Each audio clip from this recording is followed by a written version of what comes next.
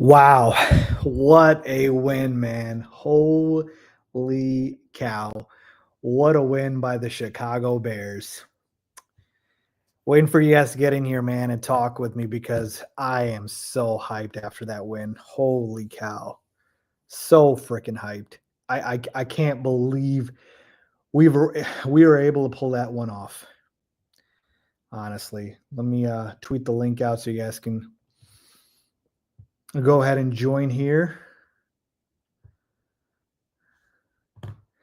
Let me see here if you guys can see me.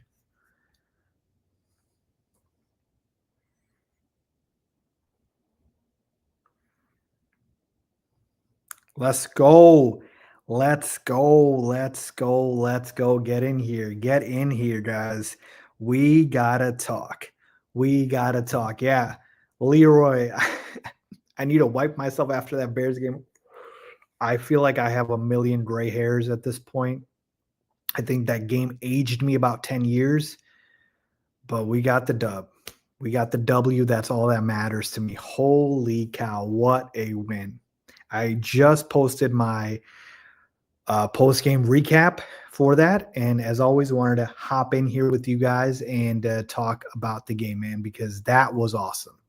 Let's just start with the fact that this was an ugly win. Let's just call it what it is, an ugly win. And you know what? As much as I would love to have a season full of just, easy dubs and how last week looked against the Cowboys, it would be awesome to have every game be that way. But you need these type of gritty wins to be able to build the team culture, the camaraderie, the chemistry. You need wins like that because the NFL is not easy and you're not always going to have everything go your way. But if you're able to fight through it and get through that adversity and come out on top, that shows that you have the capability to be a winning team. So that is what I loved about this one. And I'm not trying to make excuses here. If we lost, it would have sucked. But we won an ugly win because think about it. What part of the team today was elite? The offense was not elite. The run game certainly was not elite. The defense, especially the run defense, was not elite. Now, maybe you can say the pass defense was elite, but Geno Smith was out there just throwing ducks and, at one point, he was the best player on our team. Now, special teams came through at the very end there. Actually, maybe special teams was elite today because Cairo Santos made all his kicks. And then obviously we had Josh Blackwell with the blocked kick. So maybe special teams I'll say is elite, okay? But offense and defense certainly wasn't. And so that was awesome to see. And now you go into the bye week 2-2, guys. Guys, 2-2 into the bye week, it's a whole different season. If you go into the bye week 1-3, the vibes are low. We're not feeling good about ourselves, don't have a road win yet, and you just don't have great morale. 2-2, go into the bye week hyped. Now hey, we escaped that win in which we shouldn't have won, and now we can clean up the things we need to. All right, so that's what I loved about that game, honestly. And Caleb, was up and down. But he made some clutch throws there at the end. The throws to DJ and to Rome to set up the Swift touchdown, that drive at the end, that scoring drive, that was huge by Caleb, man. We got to give Caleb a credit there. He didn't play great, but that was huge. All right, let's take some questions here, man. You guys got questions for me? I'm going to answer as many as I can. Super chat if you want your question answered right away. But yeah, W's in the chat. Love that. Eric B, Darnell, Matt, Sonia, Angel. Appreciate all you guys. What up, Fives? What's going on, guys? Leanne, I didn't think we were going to pull that out. I didn't either. If this was a Matt Eberflus coach team, we do not win that football game. Mark my words. We won that football game largely in part because of, the culture Ben Johnson is starting to have here in Chicago. Matt, dude, we never win these type of games. Exactly. Anytime we would deal with the adversity the last couple of years, we would just fold like a cheap tent. We'd never win these type of games ever.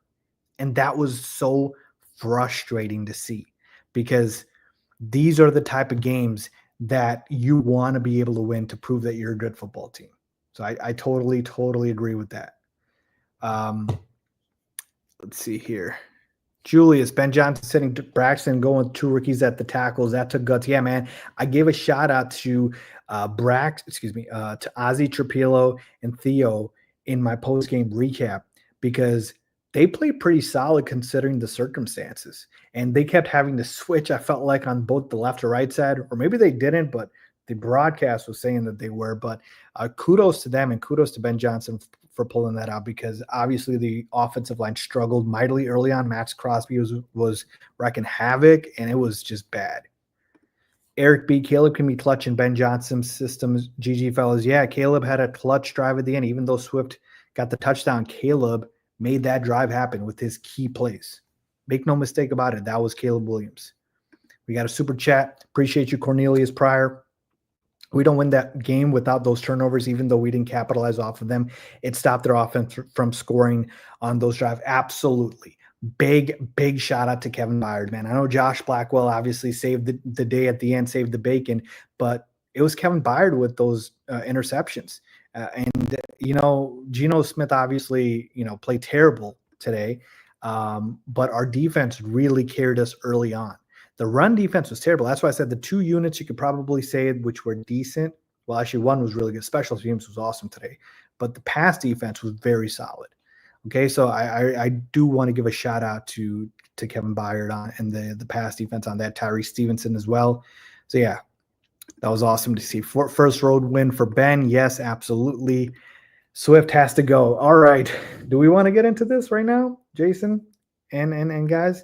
Because you guys know I am literally the captain of the Get Rid of DeAndre Swift Club. Don't want to say I told you so, but all offseason I've been clamoring for it. I remember chats, like comments from not you guys specifically, but people in the comments saying, guys, we're going to be okay. The run game is going to be just fine. All right. There's a reason why we kept DeAndre Swift and drafted Kyle Mananga. They're comfortable with these guys. Look, I like Ben Johnson. I love Ben Johnson. I like Ryan Poles. They're not perfect. They can make mistakes. And they made a big mistake. And let's talk about this real quick. I'm not going to harp on the same points that I've been talking on because it's pretty much, what else is there left to be said? I mean, I can pull up the numbers here. Swift averaged less than 3 yards a carry. Again, 14 carries for 38 rushing yards. 14 carries for 38 rushing yards. Folks, we won this football game not being able to run the football and not being able to stop the other team's running game. The thing that we need to know is, listen, Ryan Poles and Ben Johnson need to get in a meeting room literally tomorrow and be like, we escaped that game and we were lucky to. It was a good culture win, but we have a big problem on our hands. We are not going in out of this bye week. We are not coming out of this bye week with our primary running backs, DeAndre Swift and Kyle Mananga.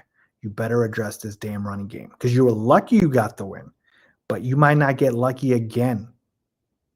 I mean, we were way too one-dimensional. We could not run the football to save our lives.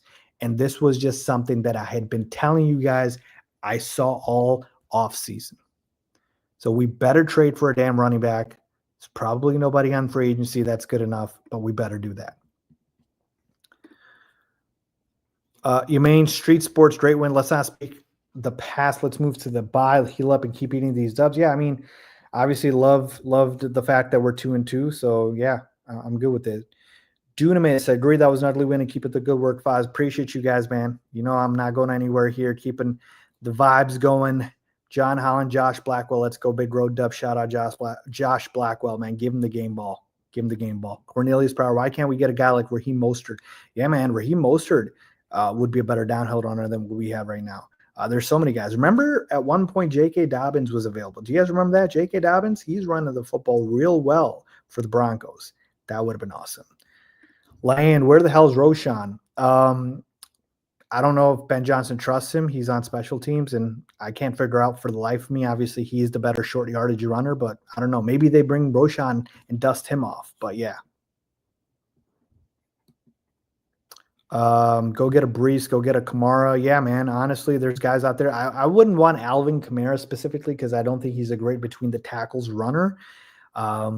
Great pass catching back for sure. He's an upgrade on Swift. I'm not saying I wouldn't want him, but I think the draft capital to get him, I want a guy better in between the tackles, right? I mentioned a guy like Tyler Algier, man. He had a great game today for the Panthers, for the Falcons.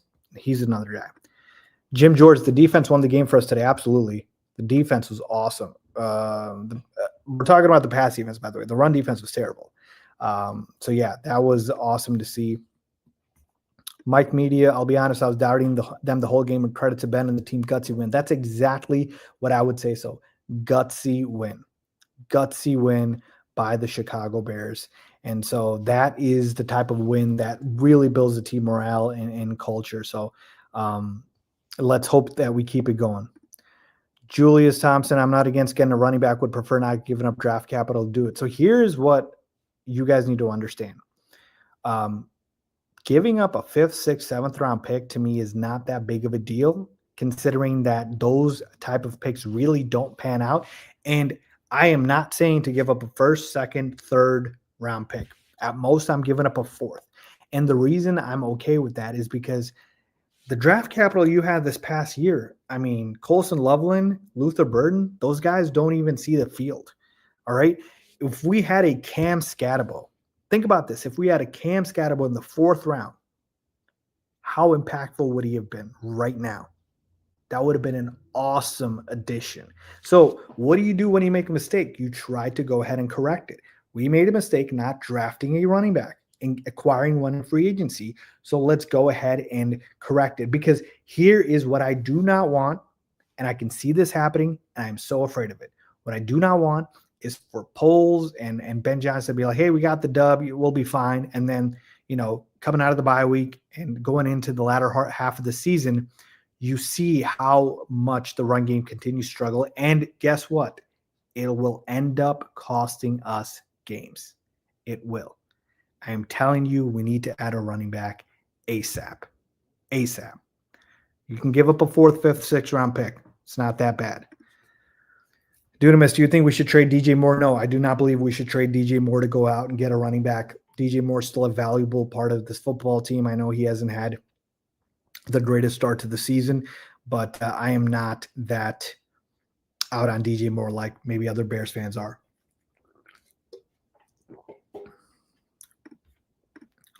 Brandon V, what are your thoughts on Menengai? I like Kyle Menengai. I am not putting Kyle Menengai as my RB1. 7th round rookie, not putting that pressure on the kid. He's just not ready for it, and you just can't give him the ball 20 times and expect him to, be your bell cow. Sorry, can't do that.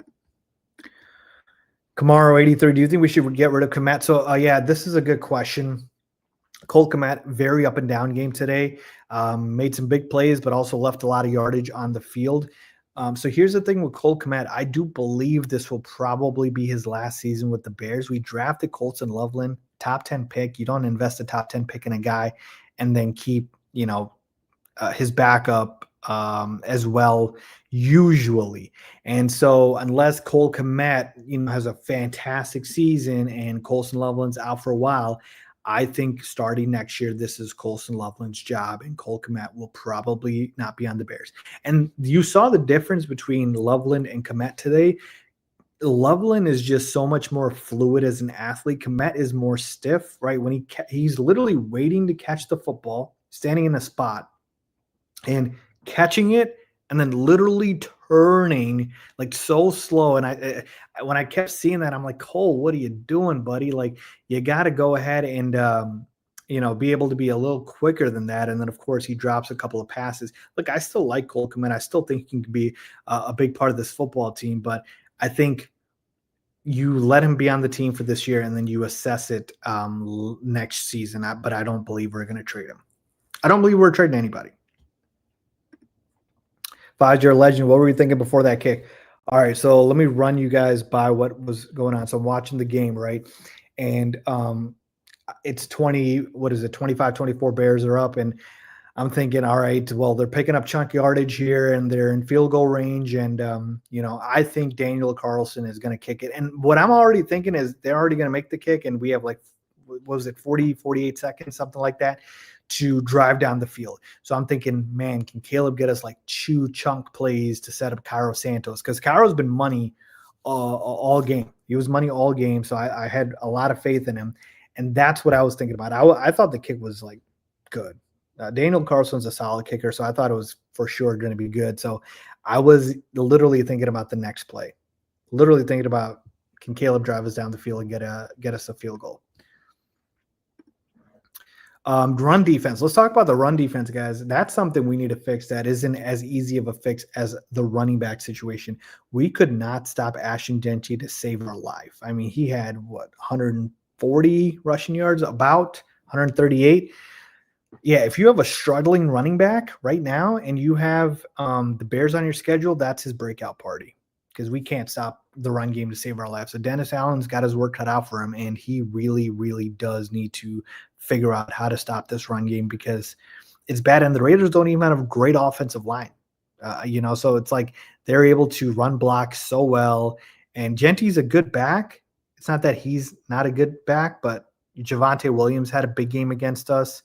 Obviously, other backs have gone off against the Bears thus far, and you saw Jordan Mason in week 1, and obviously you saw what Gibbs and Monty did to us in week 2. So that is a problem. So right now, the two problems the Bears have to assess during the bye week: the run game and how to stop the run game. Those two things the Bears absolutely need to go ahead and figure out what to do. Savage Sean, we need a pass rusher. You see how Mad Max can change a game. We need someone like that. Absolutely. Do you see the difference? I'm glad you brought that up, Sean. Do you see the difference between Max Crosby and a guy like Montez Sweat? I mean, sometimes you don't even notice Montez Sweat that he's playing, right? Like, doesn't pop off the screen. Every single play, I'm like, Max Crosby pops off the screen. Literally pops off the screen. Like, dude is a game wrecker. Just dominant. That's the type of pass rusher you need. Holy cow, is that guy good? Man, oh man, we definitely need someone like that. So I would say, that's probably the third thing on the list, getting a pass rusher. But certainly to me, this year is going to be carried by our offense. That's why I said the running back position is at the top of the list as far as what we need to address. And then after that, it's stopping the run, and then it'd be pass rusher, because we're not a team that's going to be an elite defense no matter what. I don't believe the Bears will be an elite defense, period. We're going to be a bend but don't break type of defense, and we just need to be good enough for the offense to, get the job done and carry us. Just don't give up 30 every game, right? Is that too much to ask? That's it. Justin Kopp, Caleb needs to clean up the deflections at the line. Absolutely. Oh my goodness. This is one of my biggest pet peeves with Caleb. The batted balls have been so bad this season. It's been such a problem for him, literally since the season started. Like, he gets the balls batted so many times. And he's not Kyler Murray. We're not talking about a guy who's like 5'10". Caleb's 6'1", right? 6'1". He's a tall dude, big strappy kid. Like, he should be able to get the football over the D lineman, but he routinely gets the ball batted. So that's something he needs to work on during the bye week, work with the coaches and figure out, hey, I need to change the arm angles and make sure the balls don't get batted, because it really, really is a problem. There's so many times that we've left yardage on the field because Caleb has gotten the ball batted. So that definitely has been a problem for sure. All right, a couple more questions here, guys, before I get out of here. Federa 4, what do you think of Trapilo and the other new offensive linemen? So I thought they did pretty solid. Obviously, we had the tackles, right, with Theo and Ozzie. I think you need to continue to play Ozzie because he really, really is a kid that I think has a lot of potential, and the best way he's going to get better is with experience. And then Theo was solid. So I thought they were solid, but it was a tough situation for them just throwing them there. But for the circumstances, I thought they were solid. Did Braxton Jones get benched? I believe he did. I don't remember seeing an injury, but I can certainly check here right now. If you guys are not following me on X, what are you doing? That's where I'm always there on. So, but yeah, I think he might have gotten hurt. Yeah, it looks like he might have gotten hurt there. So we'll see. Land Norton, love all my Bears fans. Go Cowboys. No, not go Cowboys. Go Bears. Appreciate that. Do you think Braxton is done as a starting left tackle? So here's the thing with Braxton. I'm going to probably make a video about this coming up this week, but he might be hurt, and it might be a mix of him just not playing well. But certainly I think it is up for consideration for what's going to happen with Braxton, because he certainly is not a lock at all to keep that starting job.